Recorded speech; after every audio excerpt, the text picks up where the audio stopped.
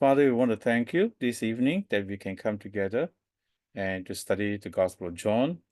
As we come to this section of the Gospel, the Passion narratives, these are probably the the most important part of the story of Jesus for us.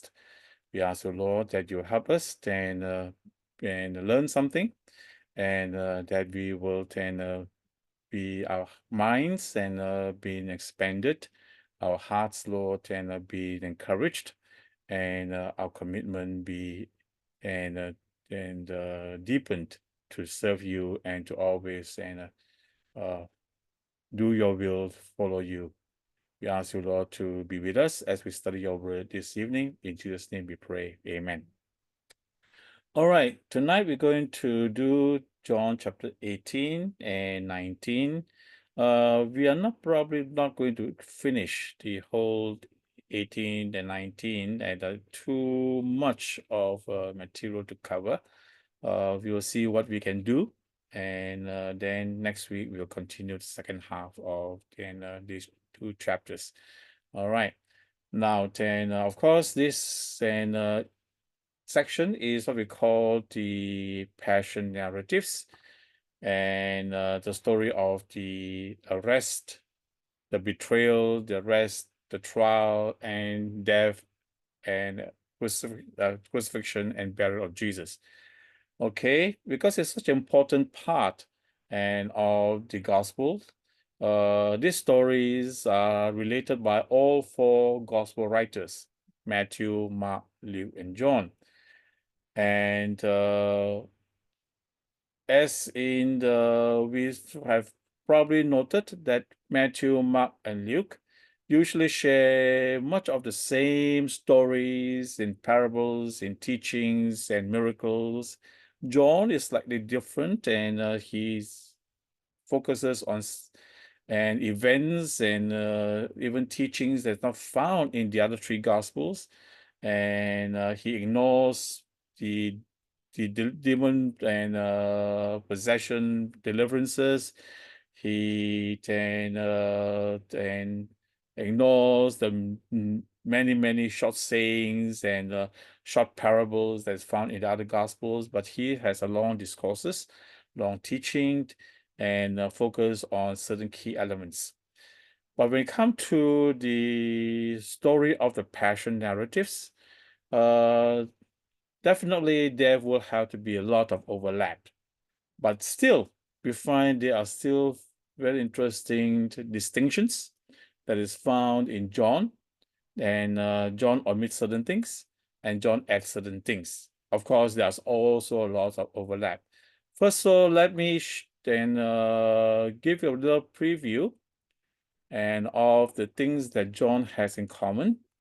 And all right, this is a Word document that you see. All right, first of all, synoptic gospels, and synoptics basically means those who have the same view that is Matthew, Mark, and Luke. And the shared details with John, there are quite a number. Jesus and the disciples depart from the city for location on the west side of the Mount of Olives. Judas arrives with a crowd to take Jesus into custody. Jesus examined by the high priest. Jesus is also examined and on trial by the Roman Governor Pontius Pilate. And Pilate basically infers Jesus' innocence, offers release one of his prisoners, but the crowd calls for Barabbas' release. Pilate gives the order of death for Jesus. Jesus is crucified with two men. The soldiers divide Jesus' clothes among themselves. Jesus was offered wine, and Jesus dies. Joseph of Arimathea requests Jesus' body for burial. Okay, those are the details that is shared by all four gospels, and of course some of them don't have certain details. But if we try to look at the synoptic gospels, they basically as one what I call perspective. Okay, now we come to John's omissions. There is no reference to Judas betraying Jesus with a kiss, which is very common, which is very, of course, prominent in the other three Gospels. There was no reference to Jesus praying in the Garden of Gethsemane, and Jesus prayed, and let this cup pass from me, not my will, but yours be done. There was no reference to the sleepiness of the disciples. There was no reference to the healing of the servant's ear. Okay, and Peter cut and saw the servant's ear. There was no reference to the healing. There was no mention of Simon of Cyrene, who was the one who carried Jesus and the cross. In fact, it's implied that Jesus took the cross all on his own. There was no reference to the mocking and crowds. There was no cry, Jesus cried on the cross, my God, why have you forsaken me? Okay. And details found only in John's gospel.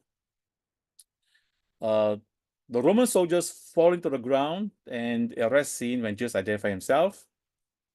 There was Jesus' conversation with Annas, the previous high priest, and Annas was the Caiaphas' father-in-law. There was extended conversation and between Jesus and Pilate, quite long, and in the other gospels, there's very, very short and interrogation. And John's emphasis on the inscription on the cross and is something that is found. There's a full description of Jesus' garments. There was Mary that was given to the beloved disciple on the cross. Jesus' body threatened with the breaking of his legs. Jesus pierced and with a spear of the soldier. And Nicodemus joining Joseph of Arimathea at Jesus' burial. Okay, all right. These are details found only in John's Gospel. Okay. Now let's look at the text. Okay, let's see.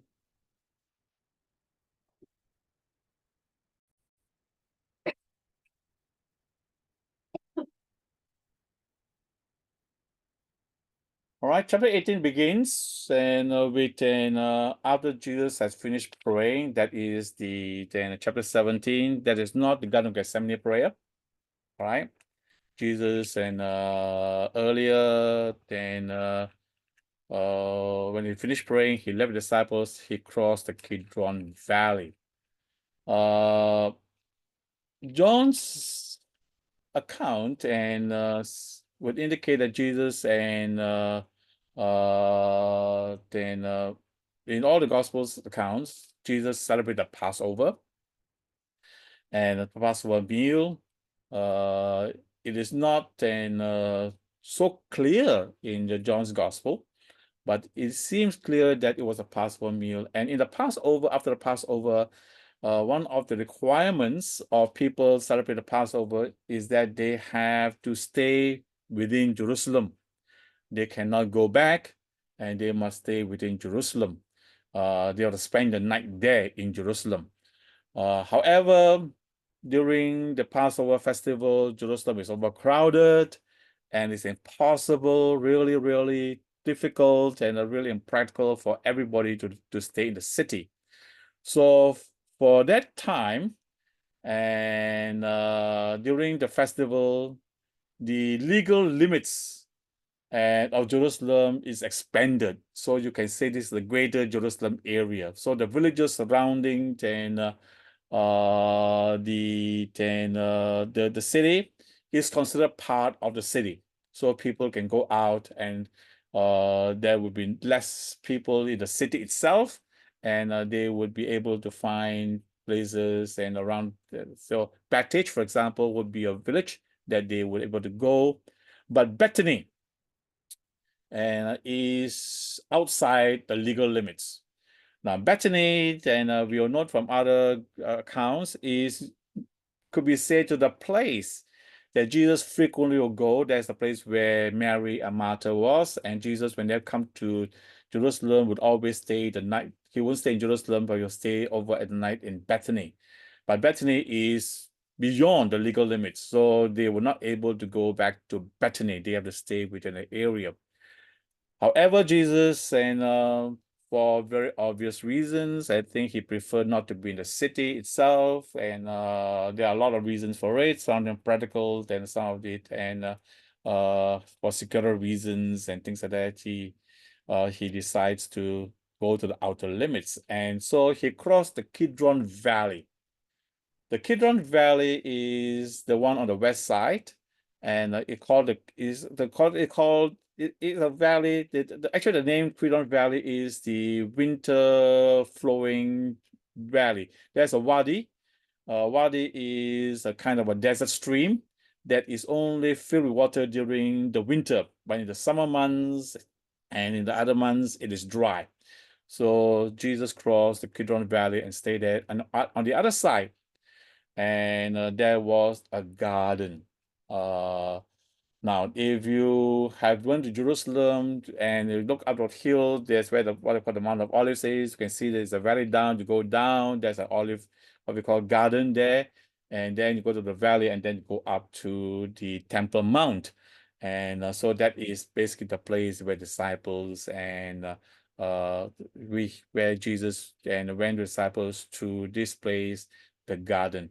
Now, the garden is not necessarily what we call our understanding of a garden like Lake Garden, or it's just basically a place where there are vegetables, there are fruit trees, and most likely this is an olive and what we call the grove. The other gospels and called it Gethsemane, which means olive and pressed, and a place of olives. But in John's gospel, it was not mentioned. It was just simply a garden. Okay. And this was a place that Judas knew the place because Jesus often met there with disciples. So it was a familiar place. It's a common place for them to meet. And probably when they were going back and they were in Bethany, sometimes they'll meet over there, and it's a common place. So Judas is very familiar to the place. Judas has gone to get the authorities to come because he's going to and betray Jesus. So he knew that and that place. Okay.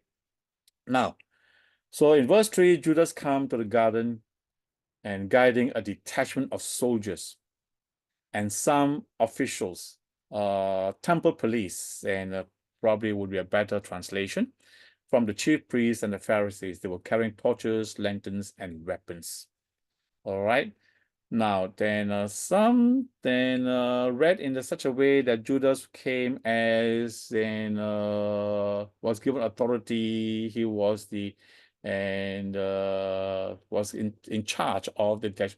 But that's not necessarily the reading. Judas basically didn't play much of a role, and we find that in this story, he's probably the one who guided the detachment of soldiers. There is later on we read a tribune and the commander of the soldiers. It is interesting because John, and that's mentioned, only John mentioned there was detachment of soldiers. And this indicate that this is what we call the word itself is that this was what we call a cohort of soldiers. The Roman cohort. A Roman cohort is about 600 to 1,000 soldiers. So to read as if this was going to be 600 over soldiers coming to the garden is quite incredible. Not necessarily so. A detachment could be simply a small unit, and why the soldiers were coming, and probably what we call the rest come from the chief priest as well as the Pharisees. I'll talk about the Pharisees a little bit. And so the Roman soldiers were probably seconded and to the chief priests, and probably largely to provide some kind of a security. The chief priests and the temple official of temple police might think that there might be trouble, and in fact, not mistaken, because they were probably not mistaken in that, because Peter took a sword and struck at them, and only to be stopped by Jesus. So the soldiers were there to ensure that they are able to keep order and make sure that and there are no one, and basically no, and unfortunate incident happened that Jesus would be arrested very quietly, so to speak. All right. But basically, there were the temple police. There were the temple police from the chief and the priest. They were the guards. They were the people who gave security and providing security for the temple, and also officials from the temple. They were from the chief priest, largely the Sanhedrin. Uh, the note about the Pharisees is quite unusual, because and why would the Pharisees be there then, or be involved? And it doesn't say that the Pharisees were involved, were there, but the officials from the Pharisees are not the real, what we call, authority figures, are the chief priests. Pharisees are lay people. Pharisees is a group of what we call devout lay people, I mean, that many of them can don't have no good relationship with the chief priest and the priestly and the establishment. In fact, they focus more on the keeping of the law, and studying the Torah and living the daily life as a good Jew.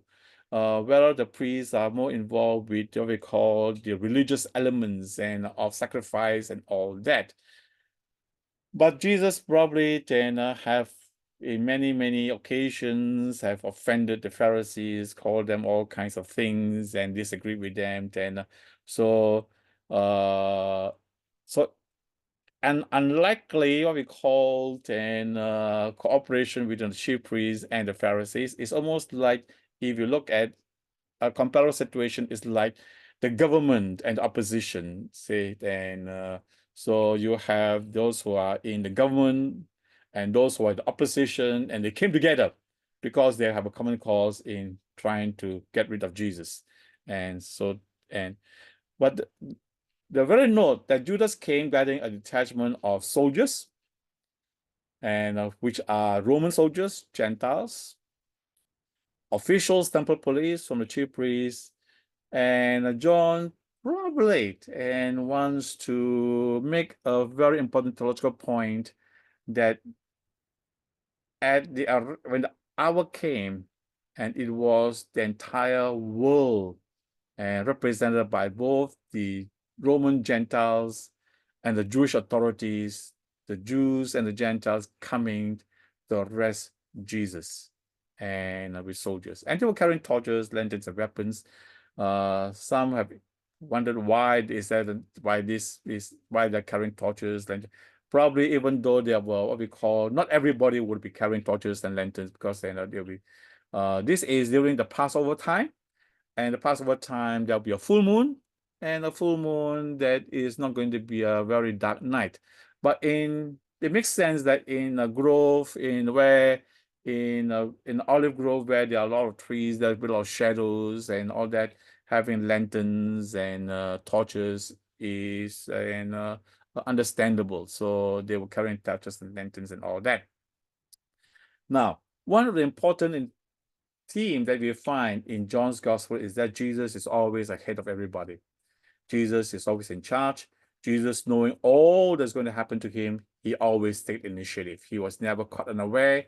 They didn't come and arrest him and things like that. And so instead of even waiting for Judas to come and kiss him, and John writes that Jesus, knowing what's going to happen, went out to them and asked, "What is it you want?"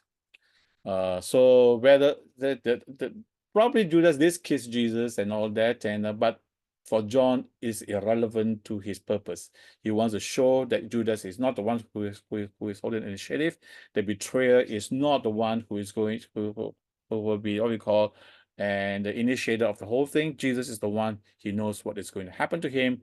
He went out to them and asked them, "Who is it you want?" And they replied, "Jesus of Nazareth." Now,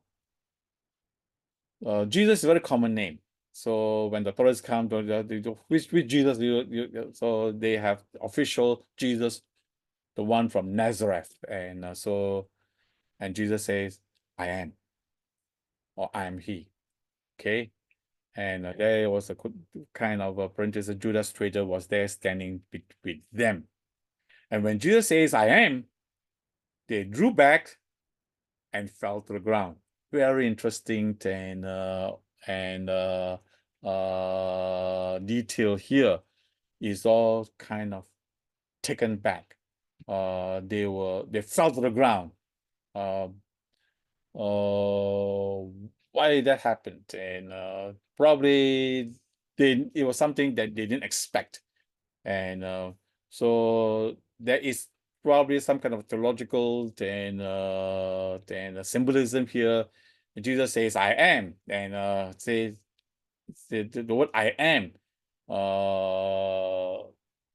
something that is this instinctive and Jewish pietism, that because it is referring to the name of God, and I am who I am, and they would kind of automatically then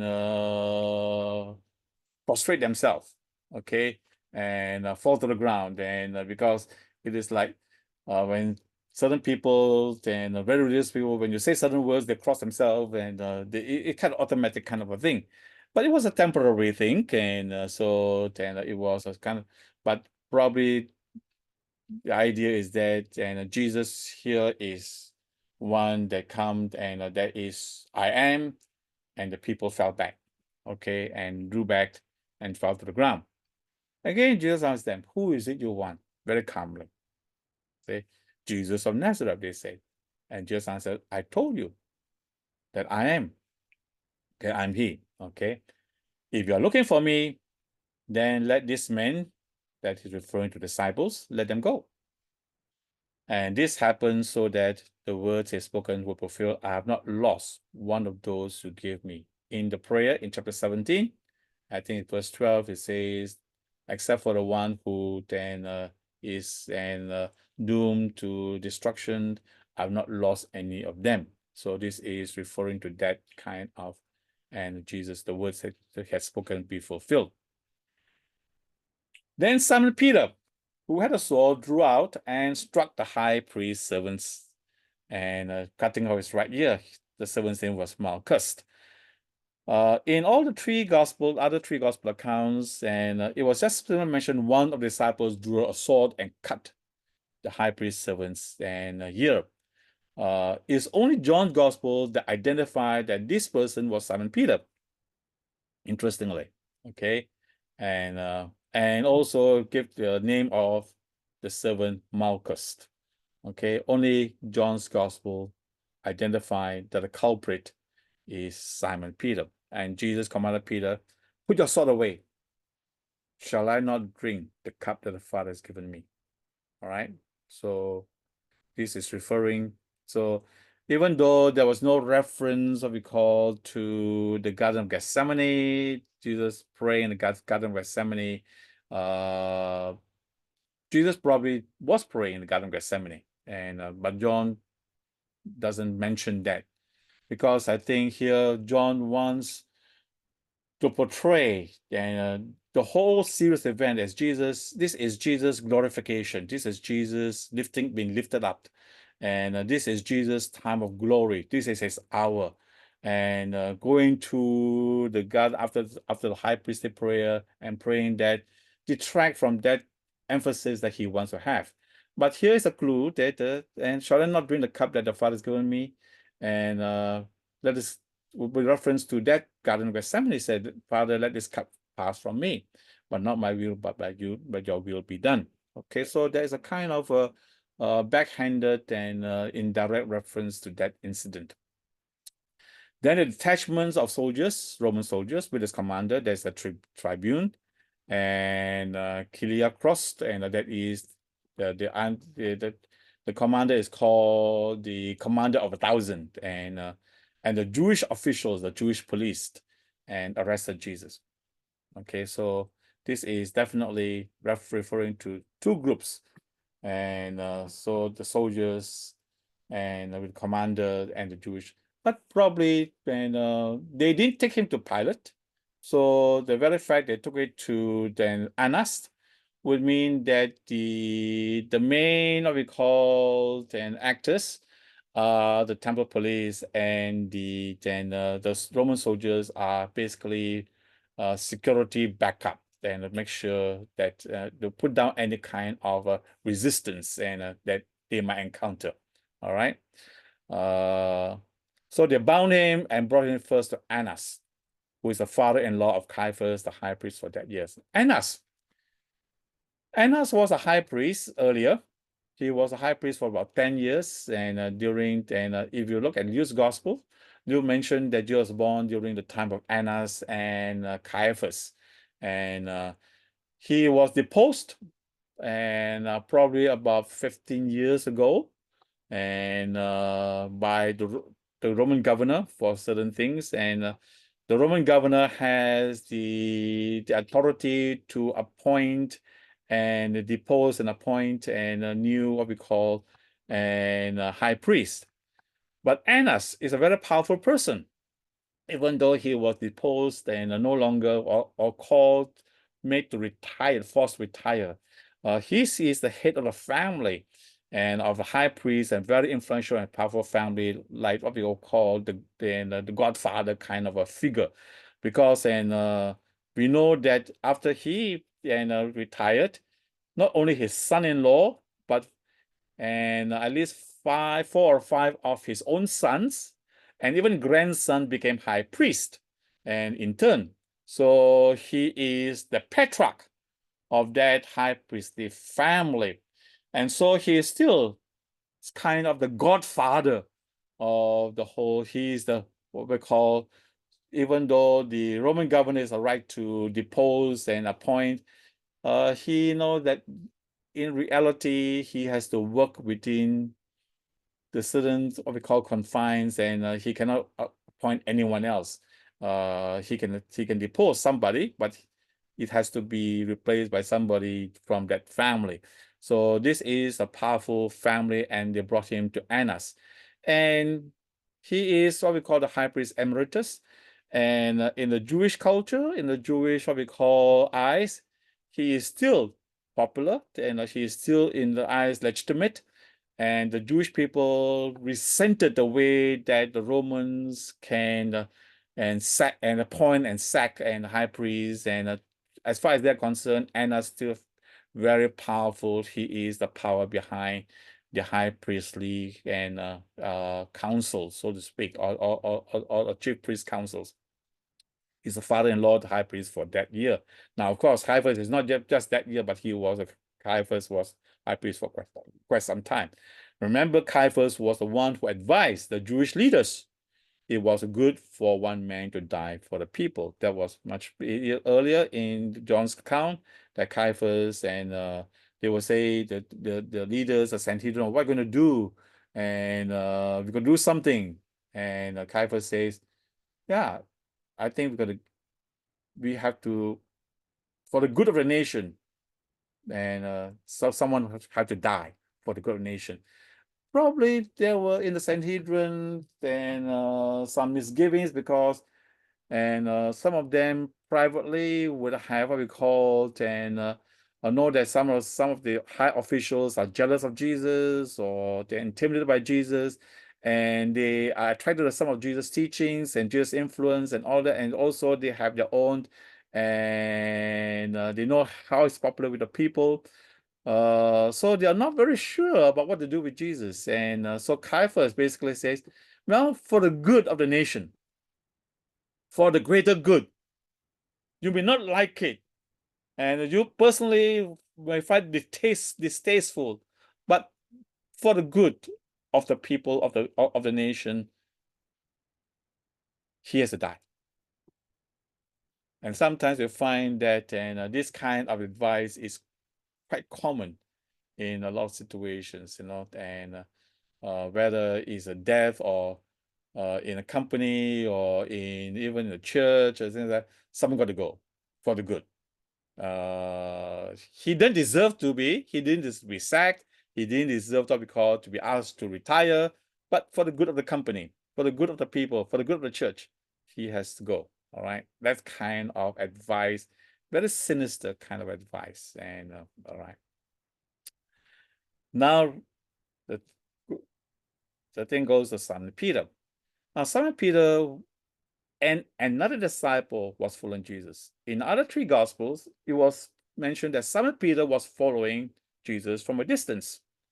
There was no mention of another disciple, but only John's gospel mentioned the another disciple. And because this disciple was known to the high priest, he went with Jesus into the high priest's courtyard, but Peter had to wait outside. The other disciple was known to the high priest, came back, spoke to the servant girl on duty, and brought Peter in. So who is this other disciple? John never said who he is. And the speculation is that this was John himself. And but the question, how could John, one of the disciples, or any of the disciples, and of the 12, would be known to the high priest? To be known to the high priest means that they have some kind of a familiar contact that they can get in and without too much questions. John, now the common answer that's given, and which you may accept or may not accept, is that it is important to note that John, who was a fisherman, his father Zebedee, and owned what we call many fishing boats, and also other fishermen, is probably not what we call a simple fisherman, but a businessman. And a businessman who may have what we call and contact with what we call the authorities and a powerful person and business people. And so it is not out of the ordinary or out of what we call the realm of the impossible that John had connections. But if it's not John, it could be another disciple. It could not be, it doesn't necessarily be one of the 12, but the other disciple then who had been following Jesus, and he went, and this other disciple, known to high priest, spoke to a servant girl who brought in Peter.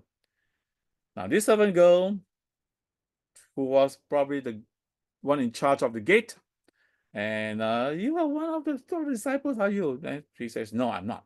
Okay.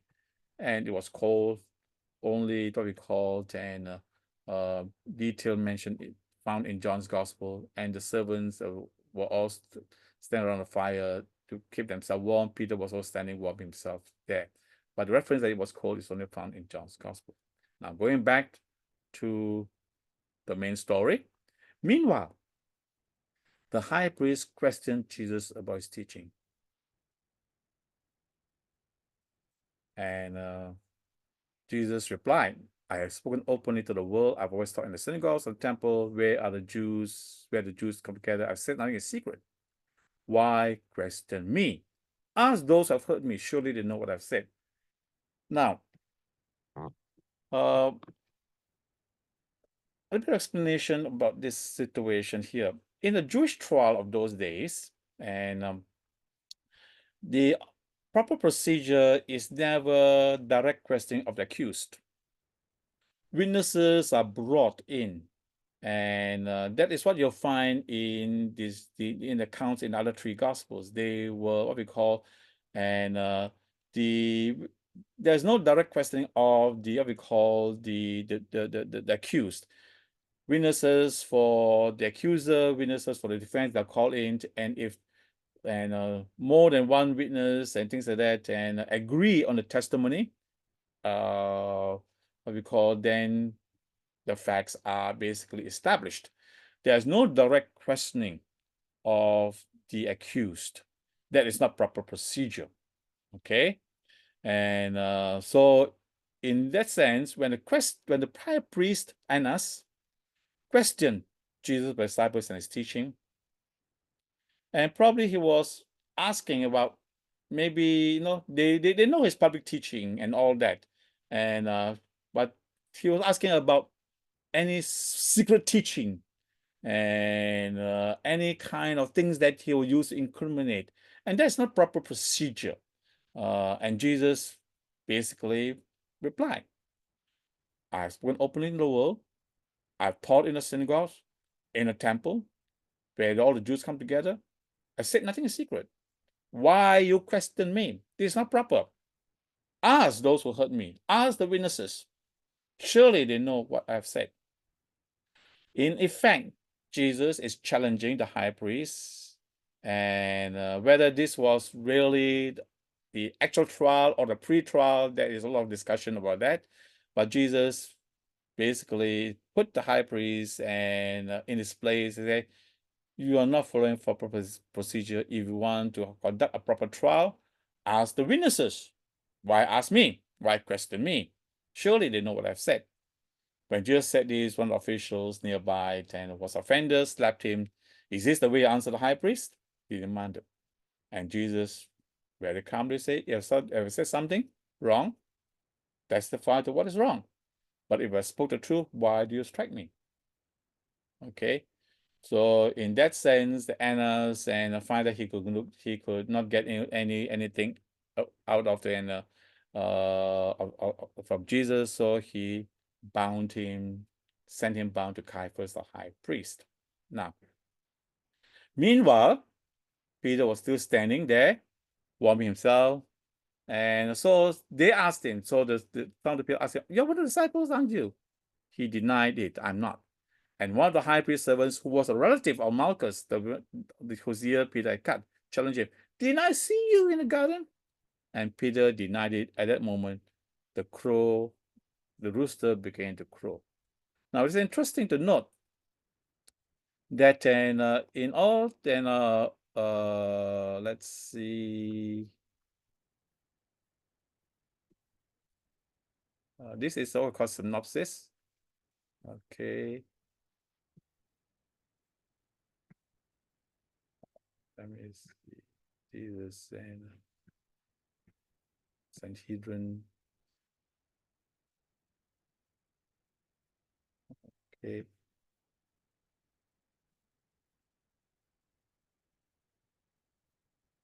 All right.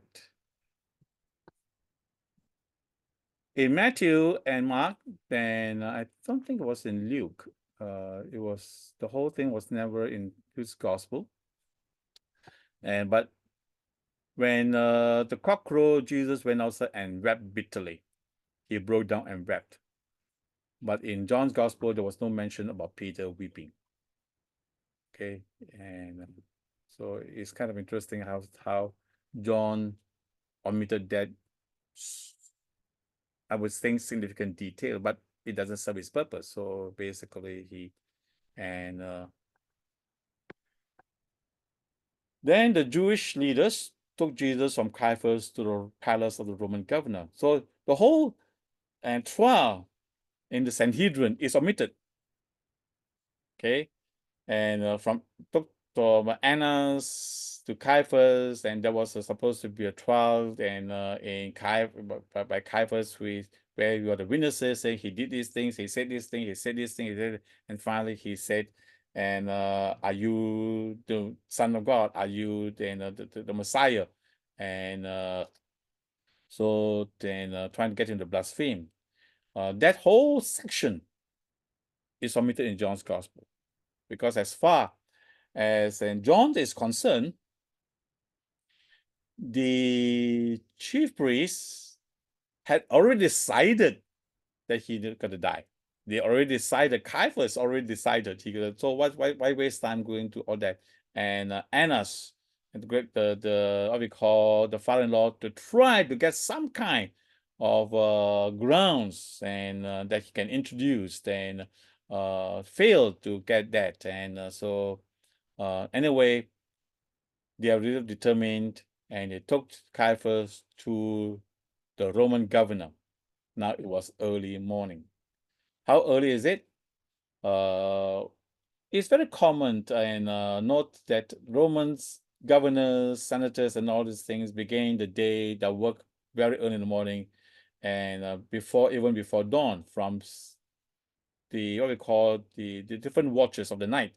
So from 3 in the morning to 6 in the morning, they will do that work, and then they will finish the work by before noon, and then that is a day that's finished. After noon, nothing is done.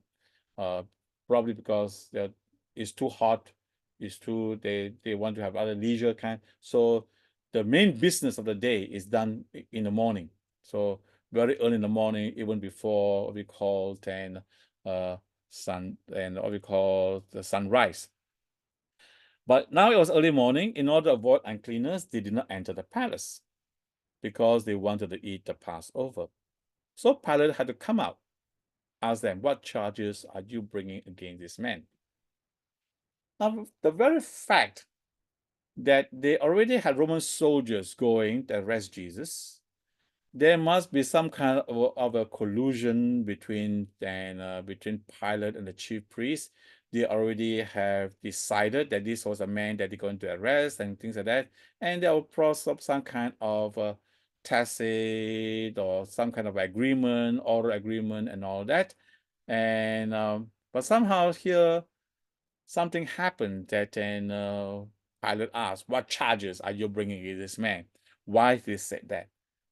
I think it's because then of this, the way that the Roman authorities and the high priest, they had to work together on some things, but they don't like each other. And sometimes they basically try to, and they had to work because they had to work. And the very fact and that they refused and they would not enter the palace in order to avoid ceremonial uncleanness, and they want to keep their purity. And Pilate already knew that they were not honest in what we call and charges and all these things, and but they want to be pure, and probably that might what we called and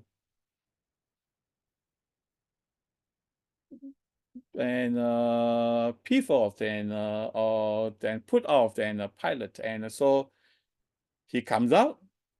He comes out to them. They won't go into the palace, so he has to come out to meet them, and then very properly says, "What charges do you bring against this man?" I think they were surprised because they already think that they already agreed that they would have a trial, they things like that, and they will pass over, and Pilate would just rubber stamp. And but Pilate refused to do that. Okay, you're going to play this game, and you don't even honor me by coming to my palace because you want to keep your Jewish laws and all these things. Now I'm going to come up. I'm going to do and the right Roman law and to have an actual trial. Okay, and they want to keep their law and follow their law. So I will also keep my law. I will come out and ask you, what charges do you bring? And of course, probably they would, if you were not a criminal, we would not hand them over to you. Okay. And so probably they are kind of taken aback by Pilate, and so there's already, I think, some kind of breakdown between both parties. And so if you're not criminal, if you was a committed crime, why we would not have handed to him? And Pilate responds to that, then take and him yourself and judge by your own law. Okay. And of course, he knows that they want to execute Jesus, and they are not able to do it. So this was a kind of a thing that he spit in the face, and they objected. But we have no right to execute anyone, and this was to fulfill what Jesus said about the kind of death that he was going to die. Now, the Romans, especially in Palestine, and are the what we call the military occupation. They control all the security, and they control what we call then capital punishment, who dies and who doesn't die, things like that. There's exception to that. The exception is that then if anyone violate the temple, and if any Gentile would go beyond the court of the Gentiles and into the more interior, and there is a sign: anyone who crossed beyond this, who is not a Jew, who crossed beyond this line, this place, and is subject to immediate death. Now the Jews have the right to stone anybody and in what we call execute anybody who cross that line, and they will be stoned, and or there's you blasphemed and against God, and you can be stoned in the temple grounds. So that was allowed, and so you find that Stephen was stoned, James was executed, and was during Herod's time, and between the what we call interregnant reigns between one Roman governor and next Roman governor, there was the Herods, and they were allowed to what we call become the king, and he has the power to do that.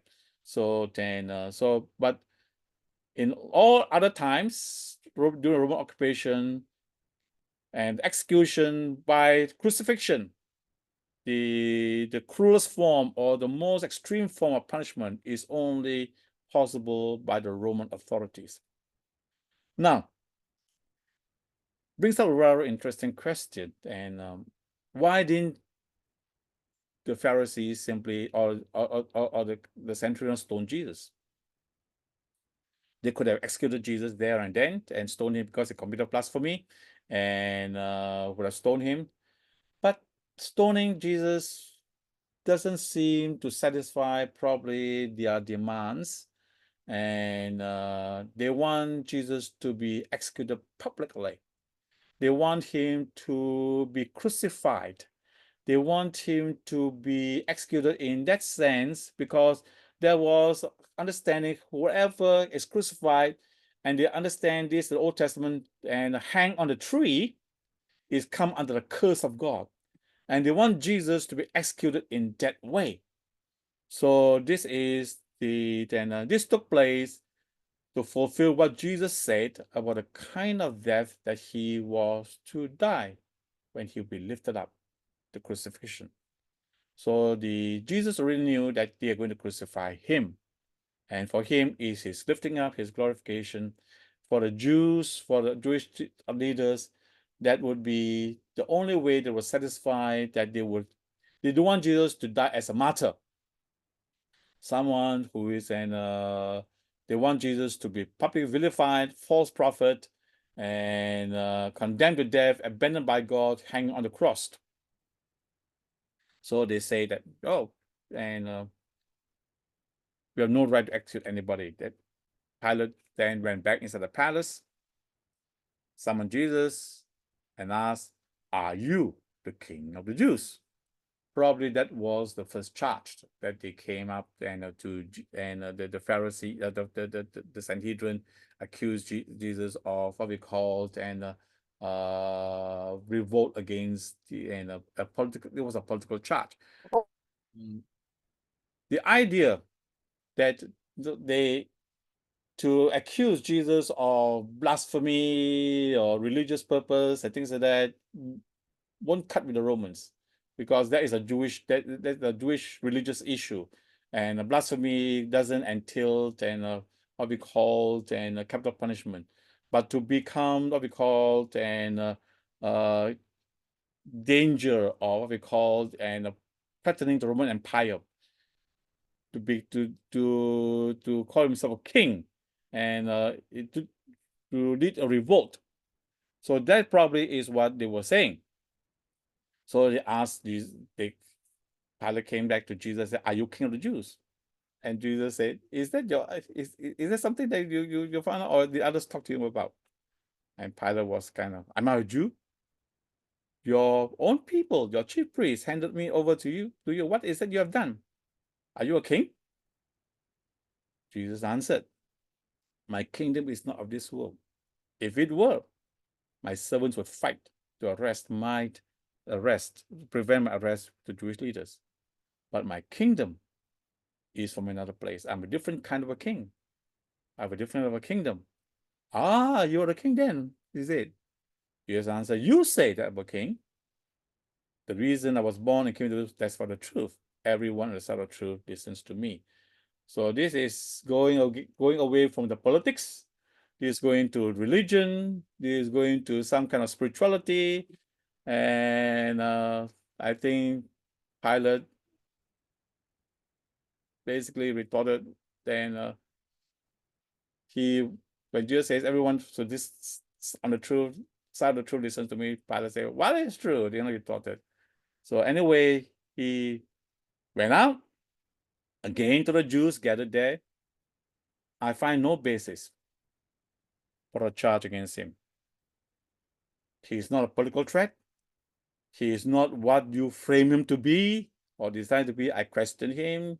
He denied that he has any what we call political aspirations of revolution against the Roman government, the Roman Empire. I see no reason. But it's a custom for me to release one prisoner at a time of the Passover. Do you want me to release to you the king of the Jews? And poke fun at them. They shouted him back, no, not him. Give us Barabbas. Now, Barabbas has taken part in uprising. Barabbas was a terrorist, was probably a zealot, and involved in the uprising and Barabbas. Okay? Now, why does Pilate acting this way?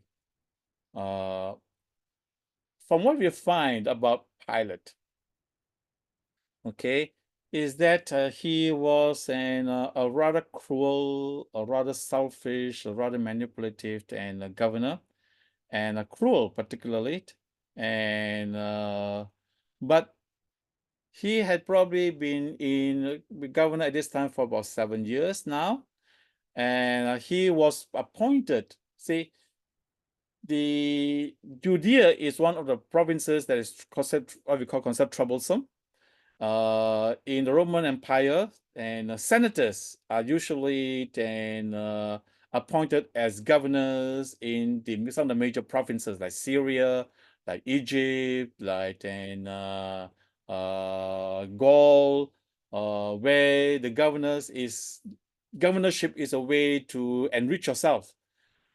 But there are certain provinces like what we call Judea, which is troublesome, and they are imperial, what we call provinces, and appointed not by, the governor is a governor called not a governor, but rather a procurator, prefect, so to say, and the prefect appointed directly by the emperor, and usually they are not in the senatorial class.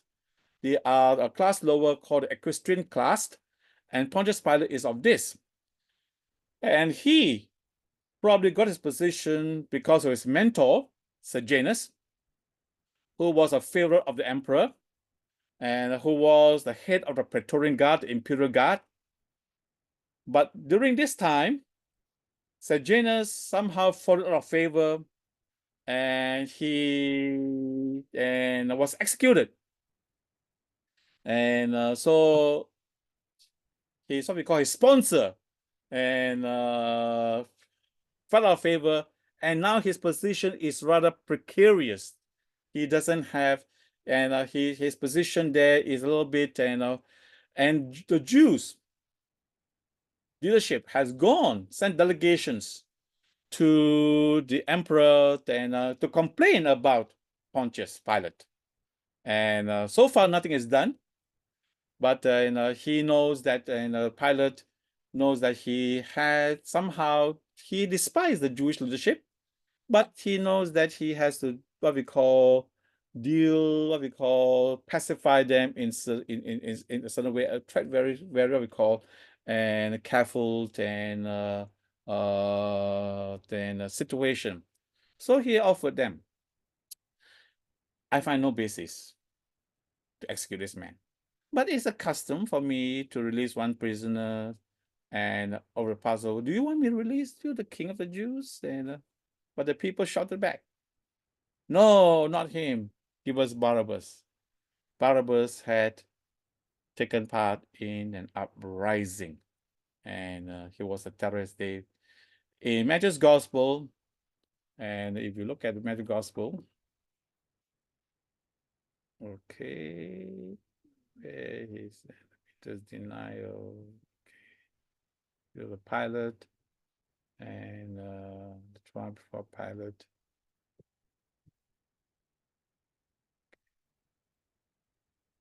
Okay, very innocent. Okay, Jesus or Barabbas. All right, Matthew Gospel mentions that at that time there was a well-known prisoner called Jesus Barabbas. So there was someone called Jesus Barabbas, and there was Jesus of Nazareth. So what do you want? Let me, okay, let me, and deliver King of the Jews. This is Jesus. No, we want Jesus, Barabbas, the other Jesus.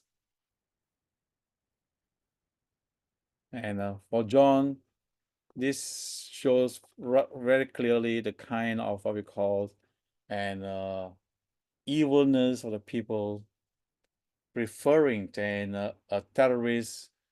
Zealots are not what we call and well liked by the common people even, and they are then just as we would say that they're like Hamas, and even the what we call the Palestinians don't really love Hamas, and they are violent and all that. They have no great love for them.